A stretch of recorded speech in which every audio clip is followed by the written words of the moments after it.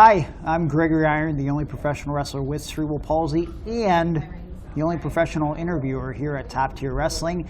And we're doing Backstage with BLACKFLY with someone that I've known for a long time, which is coincidental. Every time I do these interviews, I feel like I've known this person for a long time. And I want you to know this person a little bit better. Ladies and gentlemen, DANI MO. The lovely DANI MO. What up, guys? Good to see you. Oh, well, flexing the guns. I got this jacket always got to flex. Making me look bad. So I didn't put my jacket on, so I could flex. You just got done wrestling. You still look jacked and cut up and good. Thank you. Yeah. How was the match? I think I got cheated out, but I'm here for another one. I feel like I want a one-on-one with Taylor. Okay. I think we freaking tear it up. Lay out the match situation for tonight for those that don't Tonight? Oh, like the whole thing? So yeah. It's a spin the wheel, Wheel of Fortune style. Yep. I got called first, and then this dude, Clay, got called out, which totally, even like the crowd was super behind me. I was going to win that match. Sure. Go to lock up, wheel spins again. Taylor comes out. Wow. I was like, okay, I still got this. Okay. I got two against, it's pretty much in my head 2 against 1. Sure. And yeah, I don't know. Clay tried to get her right off the grip, and I was like, I'm going to go for this pin right away. Okay. And then things escalated. Sure. And then there was a run-in on Taylor, and wow. she disappeared, and I was like, what the heck just happened? Then Clay, full circle, pulled a schoolboy on me. He got way too high, so I couldn't get out. Unbelievable. So I guess I want a one-on-one with Taylor because I want that title. Sure. But I want a one-on-one with Clay because I owe him one now. Well, it feels like you're making a lot of demands here, but based on the reception that you got from the crowd, I feel like they will have no choice but to bring you back. Okay. Yeah. I feel like that. And I mean, like, you're a compelling character. You've been making the rounds for, like, what, has it been 10 years now? So, in the biz for all 12. Okay. Wrestling for just over 6. That's wild. Crazy, right? Yeah. It just feels like you've been doing it longer. But, like, so what was the moment that made you make the transition from just being valet manager to actually wrestling in the ring? So I was told, like, hey, you should wrestle. And I'm like, nah, I don't want to wrestle. I'm having fun being a manager. Like, what was the fine. mindset behind that? Like, why not? Why not what? Why not wrestle? Yeah. It was never in the cards for me, and I just was having fun doing that because, like, it was never my dream. I never really knew about independent wrestling until that time, and I was like, no, that's your thing. And then all of a sudden, I started doing way more as a manager. And then I put a recruit page up. And I think the turning point was the tryout. I did have a tryout prior to wrestling. With? WWE. Okay. Yeah, in June 2018. Okay. So I did the tryout, and I got the email back saying, you're not signed, but make a name for yourself and start wrestling.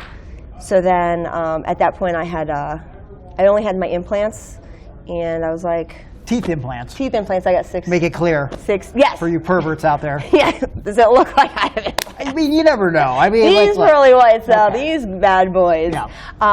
So I got, like, the teeth all done, and I debuted for wrestling in October 2019. What's the deal with the teeth, for those that don't know? The teeth, so in college, I was dropped on concrete. Totally messed up all of this jazz. And over time, my teeth just started dying, and they were technically falling out, I guess you could say. So I had gotten a bridge, like a cemented-in bridge. Yeah. We were actually up here in Canada. And after a match, I was like, good job, dudes. And my teeth fell out. All 6, because they're supposed to be cemented in. Yeah. And they just freaking fell down. I was like, oh my God. Obviously, I was crying. I'm like, we got to go home. But I got some, like, dental, like sticky stuff, whatever it is, Dentifix. Sure. Got some pizza, drove home from Canada, went to my dentist the next morning, and they're like, you have no bone in your, like, upper jaw. Oh, sick. So I just had a 6-tooth flipper for the longest time. Oh my God. And then, like, as things went on, I was like, he had gone to India, so then I was like, I'm gonna get my teeth done. So I dropped a ton of money on my teeth. I got a bone graft that took 6 months to heal. Okay. And then I got 4 implants. That was another 6 months. And then started wrestling. So I want to backtrack for a second Yeah. because you said it pretty nonchalant, but I feel like there was like some chalant with the statement. Can you even say chalant? Chalant. Does anybody say just chalant instead of nonchalant? I think you can now.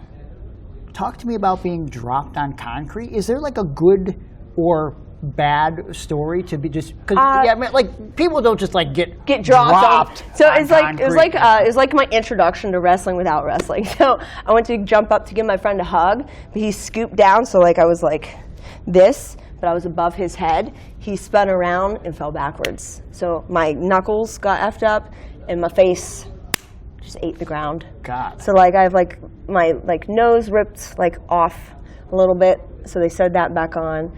Like inside here was all ground meat. How old were you? I bit halfway through my tongue. I fully lost a tooth. That was in 2010. Okay. So I was 22 years old. I feel like, I mean, no matter what age you would have said, I would have been like, it's like a nightmarish scenario, Yeah. right? Like not even to the same level, but one time, like my brother was just sitting in the basement. He's like a year younger than me. We were probably like 14 and he was 13, and he's playing video games. Hey, what's going on, dude? He doesn't say a word to me. He seems fine. And I go down the street, and like one of the girls down the street, like he used to skateboard with these other kids, and they're just like, "Have you seen your brother? Like he like hit the concrete and his like front teeth fell out." They were like laughing at him and stuff. I was just like, "Well, I just saw him. He was fine." And I go back to the house. I come down the basement. He's still playing video games. It's like. The girls down the street just said, like, you fell and hit the concrete, your teeth fell out because you were messing around with a skateboard. And then he, like, looks over at me and goes, "Promise you won't laugh." I was like, "Oh, God." And he moves his hand, and the teeth are gone. And I'm like, dude, you need to do something about this. You can't just come down in the basement and, like, your teeth are missing. And you're just playing video games? Yeah, like nothing happened? Just trying to hide that his teeth are gone. So God. I'm glad that you rectified the situation. Yes. It seems like something that needed to be fixed. Yes. So after the most recent incident with the teeth falling out, you decided that was you're going to start this wrestling journey. Yeah, so actually there's even more to the teeth saga. All right. There's lots of teeth saga. A lot of dentists clicking on this YouTube video right now. Very interested. Well, now we're in. These are the permanent porcelain, extremely expensive teeth. $12,000. These 6 teeth. Just recently got them, maybe 3 months ago. Okay. So these are the permanent teeth. They're cemented in. But prior to that, like the teeth that I had, a girl I used to work with, her mom had owned a dentistry, and they like snuck me in and made me teeth to like, they were temporaries. I call them my plastic teeth, which is what I had the entire 6 years I was wrestling. They were just plastic teeth. They're like, these should maybe last you a year, but like they're not going to last forever. So they're in and they're going. I'm maintaining them, but then over time they start cracking. So then I had 2 different dentists put like acrylic to like lock it back together. Okay. And then I was messing around with my friend who like does jujitsu, and I was trying to teach him a headlock takeover, and yeah, that didn't go so well. Flipped over, he went straight down. Instead of like taking the flip back bump. Okay. Yeah, he didn't do that. And I tried to, and he was like, "I got it." I'm like, "Okay." Nope. He went straight into my face, and I'm like, "We're done. We're done." Teeth were definitely like loose. And I called the guy that did my implants, and I was like, "Hey, can we like do something? Like my dentist is closed all weekend. Like, can I come in? Like, I can't eat, and like I don't know what to do." Go in there. I'm sitting down. He puts his hands on my teeth. I grab his hand. I'm like, "What are you doing?" And he just rips them. He rips them out.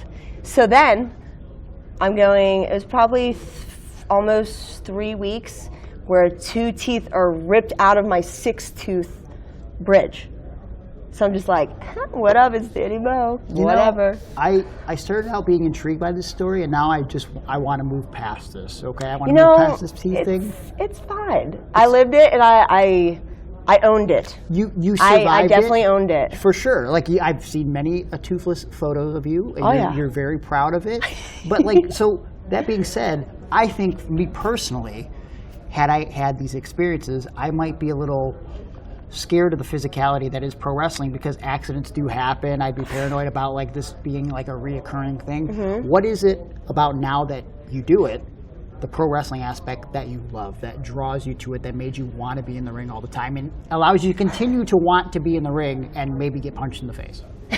I feel like it's like multiple different things. It's like the adrenaline rush every time you're in there. Every time I'm about to go out, I'm like nervous as hell. I'm like, why am I doing this? I'm not good. I can't do this. I'm like, and then I get out there and I'm like, it's a vibe out there. And like, I feel like I bring an energy out there that like vibes through everybody else. Then it like comes back to me and I'm like, all right, I got this. And then like having like the little kids be like super like looking up to you, like a role model. Like I have so like messages from moms saying like their kids got the haircut like me, or even girls like when I would have missing teeth, they're like, you make me feel comfortable not liking my teeth. Yeah. So it's like the aspect of like being looked up to and being like a role model, which I guess in normal everyday life you don't get the opportunity to be somebody's role model bigger than your own family and your own friends. But here it's a broad scale and it could be all around the world, and you could give somebody like the ability to feel comfortable in their own skin. Yeah. Just being myself out there. Right. And it's interesting because like I imagine when you started doing the wrestling part, you didn't think about that, right? Like you didn't think about like you could be this larger than life character that people look up to. Because I mean, I've also gotten messages over the years from people with cerebral palsy or disabilities, and just meeting people at shows that like, at the end of the day, we are us. Yeah. Right? When we look in the mirror, we're just us. But Yeah.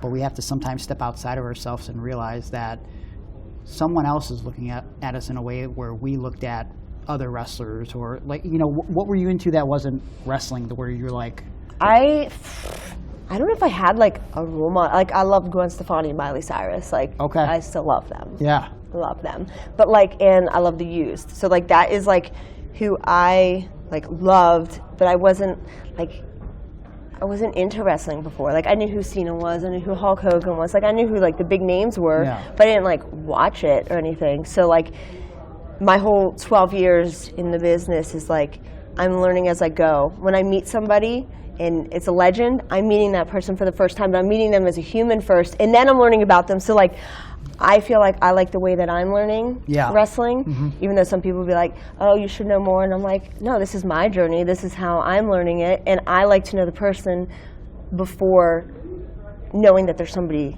massive. I think as long as it's authentically trying to learn, right? It doesn't matter if you have that knowledge prior to. And I was just going to say, like, it's interesting that you go into this just being like, oh, this is just a dude. This is just a chick. You know what I mean? Like you don't know that they're like this legend or whatever. And I think that might actually make it easy, because so many times I feel like, I'm speaking for myself personally, I put this pressure on myself with this person, knowing what they've accomplished and knowing the heights that they've reached, that I cannot screw up for sure in front of this person, because I'm going to look like an actual moron, and I don't want that. But you don't have that fear. No, and they just, like, I have a sport management degree. So, like, whenever we were in classes and stuff, and, like, as a sport management, you are going to be around a lot of athletes.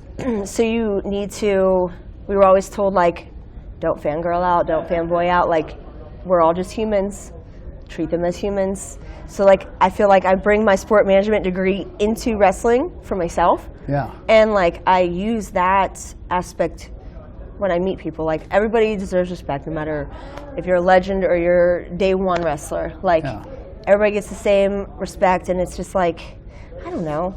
I think sport management helped me be around people of higher stature in a calm manner, and not be like, oh my God, and then like freak out, and then that's when you do mess up. When you go in at calm, you're like, we're just people here, and we're both trying to keep you safe, keep me safe, and entertain these people. Let's just go into it that way.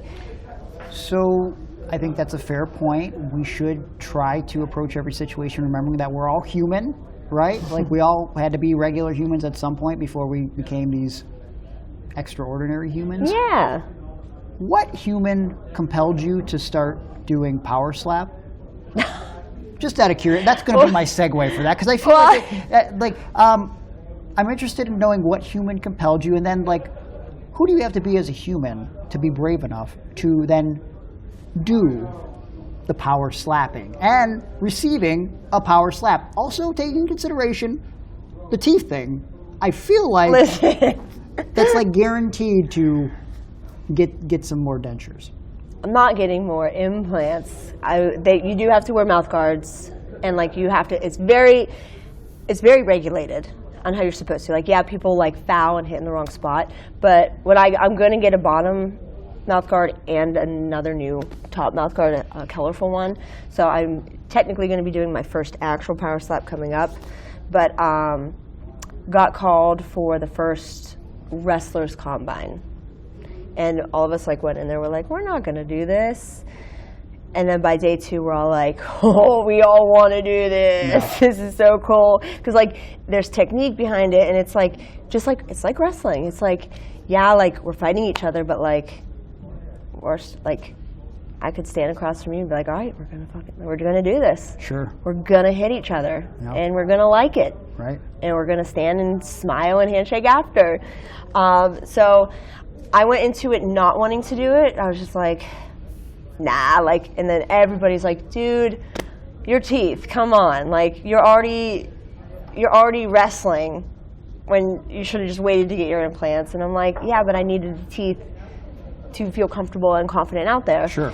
And then with power slap, like, I don't think my teeth are gonna get knocked out. I'm gonna have my mouth, because I wear mouth guards here, so like I'm gonna wear my mouth guard, and like it's a very specific place you're supposed to hit. Yeah, there's rules and everything. Yeah, there's rules, regulations, fouls, this, that. And like, I don't know, I feel like my whole career over the last, like, my whole life, I guess, I'm just like, I do weird things. Like, out of the ordinary things. And like, I don't... Wait, you're a pro wrestler and you do weird things? But like, so like I went to college, I got my degree, and then I was like, oh, I'm going to do a figure show. So I got first place alumni figure. Okay, I did there, succeeded. And then I just became like a dirt bike chick, and I just rode my dirt bike and drank porch beers like all the time. Like, that was me. And then like I met him and started managing, and then things escalated, and now I'm a wrestler, and I have the world record for the highest elevation pro wrestling match. Like, yes. I do a lot of like firsts, and then like, why not keep doing weird shit? I don't know. I don't know. Where does that confidence come from? I truly believe breaking my face, because that was a really low point. Like, I'm chill talking about it now, but like back then I was like angry. I thought the world was over. I'm like, nobody's gonna love me, because like I was gnarled up. Like, it was bad. And beyond the physical aspect of it, I would imagine mentally it's just traumatizing in general. Yeah. And it's like, I was friends with that person, and they disappeared and just like acted like nothing happened. Like, totally moved away, like left school, no contact with anybody. And then I found out years later, because I blacked out in the moment. But the next thing I remember is being in the hospital, and like my mom was there, and at the time I thought the doctor was cute, but I was all drugged up. And I was like, I saw the picture, and I'm like, oh, what was I thinking? But like, that's a random piece of information. But like, it was a weird time, and I was just like, my life's over. Like, messed up my face, I'm missing a tooth. Like, I felt so low, and like, but like I had my family, and like my friends were like all there for me, and you're not going to get yourself out of a bad spot unless you can get yourself out of there. Like, I could be there for you and be like, dude, everything's going to be fine, it's fine. You're not like, yeah, I'm helping you in that moment, but when you're alone, me saying anything to you does not matter. Yeah. So when I'm alone, my parents are at work, and I'm just sitting there and I can't eat, I'm drinking my stir fry that my mom made, and she like blended it up, like, and I'm just sipping it out of a straw, or like using a freaking thing to like shove it into my mouth so I can swallow it.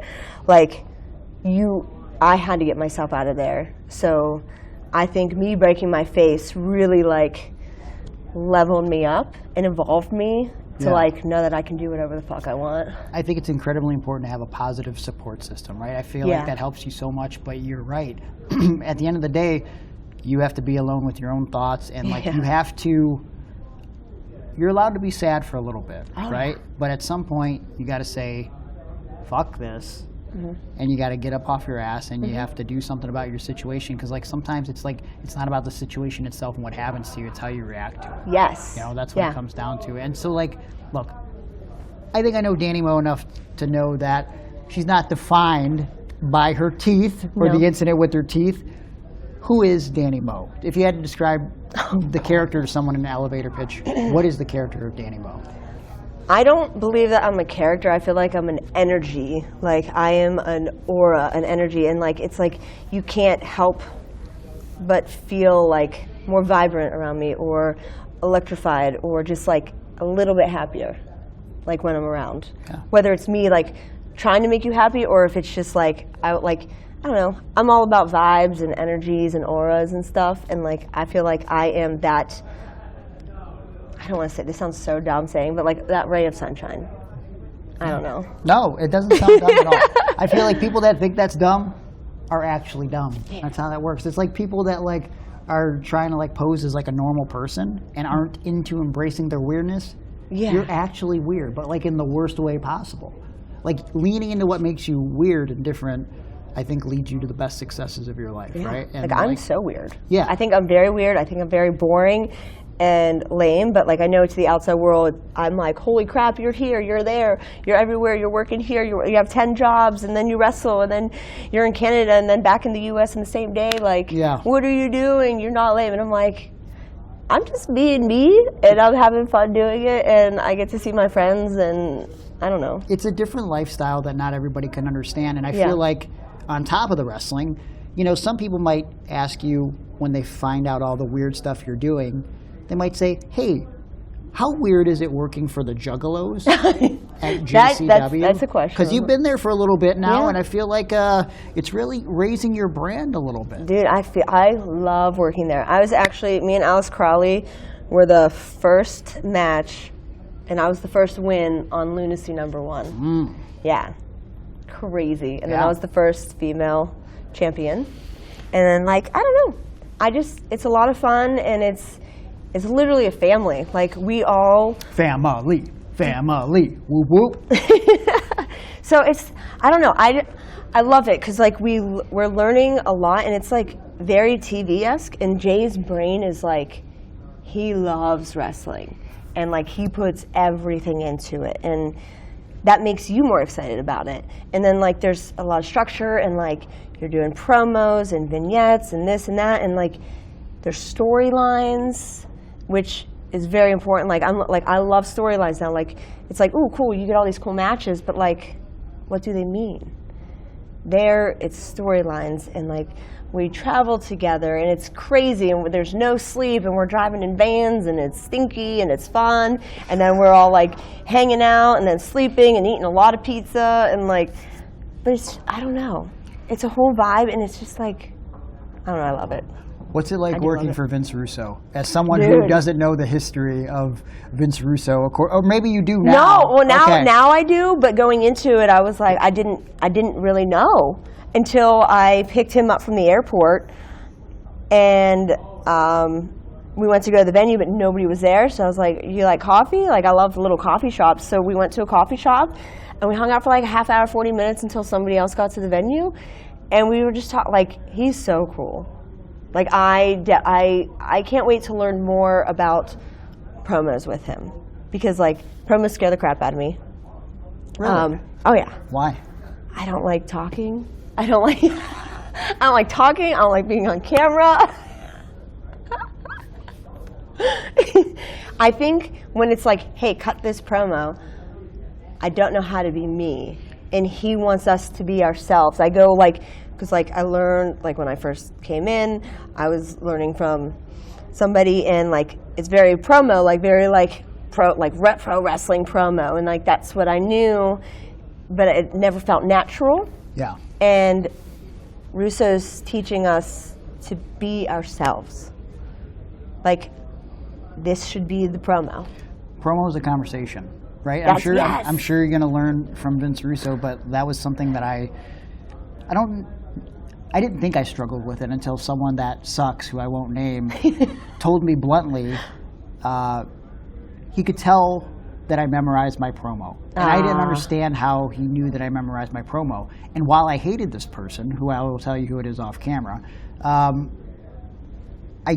I did some introspection, and I go, how did he know that I memorized that promo? And what I figured out by watching myself, and you probably realize this now, you've been around long enough, it wasn't about what I said or how I said it.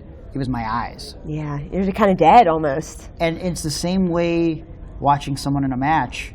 When they are thinking about the next thing, you could see them thinking in their eyes if you're looking for it. And so I said, how do I hide that? And so that's when you start, again, taking this guy's negative bullshit comment, which I could have said it like, oh, he's just being a piece of shit. Yeah. And taking it and go, well, maybe there's something to what he's saying. Studying the greats, but also what I figured out by studying the greats, who they're studying outside of wrestling and where they're getting the ideas for what they're saying. Song lyrics, poetry, movie quotes, taking those things and not always stealing them, but twisting them and making it your own and like something that you identify. So I'm giving you advice if no one's said this to you. Like, we all have a phone now. Yeah. And anytime that I hear something or see something that resonates with me, I just put a little note in my phone, because I don't know if it's going to be something that I'll ever use at all. But when it comes time to have a conversation or a promo, I go to my notes app and I go, is there anything in this moment that resonates with me that I could use for this? That's so good. And I build the promo around that one line or a couple of lines that I connect together. Okay. Does that make sense? Yeah, I like that. Okay. Because then that's you, because you related to that quote, and then you can pull that quote and form your promo from a natural stance. And it's real to me, so it'll be real to them. Because they're going to believe what you're saying. Yeah. If you say it in as you. Yeah. And look, you have an incredible energy about you. I don't know why you would feel weird on camera. You're doing it right now perfectly fine. I know, but I feel comfortable with you, and we're having a conversation. You're not telling me, cut a promo. No, well, stop hearing cut a promo and start hearing have a conversation with the audience. You're right. Right? Because you already are connecting with the audience, and just, that's a pretend audience on camera right there. They're not actually here, but they're here. You know, just imagine yourself in your underwear instead of them cutting a promo, but having a conversation. Kind of. Yeah, already you're kind in of there. Listen, we got to wrap this up, okay? I could talk to you for an extended period of time, but we should wrap this up. You talked about the energy, and I think to myself, Dani, if we could put that energy in a can, we probably could make a lot of money. Oh, for sure. But unfortunately, science hasn't gotten there yet. We can't put your energy in a can. Okay. But if you were to have an adult beverage, even though you weren't on the winning side of things tonight, if you were to have an adult beverage and celebrate what at least was a good experience at Top Tier Wrestling, which I'm sure a lot more to come, yeah? Oh, yeah. Okay. Oh, yeah. Is there a particular beverage in a can, perhaps near us, that you might try? Ooh, root beer. Let's go vodka root beer. Yeah, you like that combo? Yeah. Yeah, you want to take that with you? Yeah, I want this yours. one. Last interview of the night, so. Oh, my God. Yeah. I'm going to take this home back to the U.S. I'm not even going to drink it right now because I got to drive. Don't tell the border that you have that. Oh. You'll have to claim it, or you might get in trouble. Oh. It'll become a whole situation. I'll be like, I thought it was water. Okay, well, that could happen, I guess. Hey, thank you for speaking with me for a little bit. Yeah. You're a pleasure and a joy. Appreciate it. And I've learned so much. I hope the audience has learned so much, and I can't wait to do this again. Thanks. Bye.